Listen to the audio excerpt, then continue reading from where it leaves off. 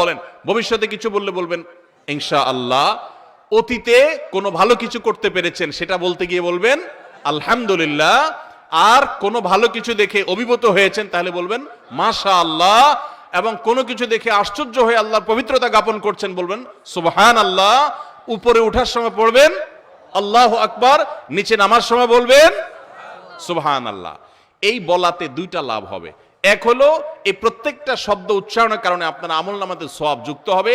আরেকটা হলো ইসলাম এবং মুসলমান বিদ্বেষী এই সমস্ত কুলাঙ্গাদের চপটাঘাত হবে। এই প্রত্যেকটা শব্দ উচ্চারণ করবেন, এদেরকে চপটাঘাতের কাজ হবে। এরা এদেশের গণমানুষ বিরোধী। এদেশের শতকরা বেশ ৯৯% মানুষ, যেই ধর্মের মানুষই হোক না কেন, প্রত্যেকটা ধর্মের মানুষ তার ধর্মীয় সংস্কৃতিকে আগলে রাখে, শ্রদ্ধা করে, এবং এই সম্মিলিত প্রচেষ্টা আমাদের সংস্কৃতি বেড়ে উঠেছে। এরা সেগুলোর দুশ্মন।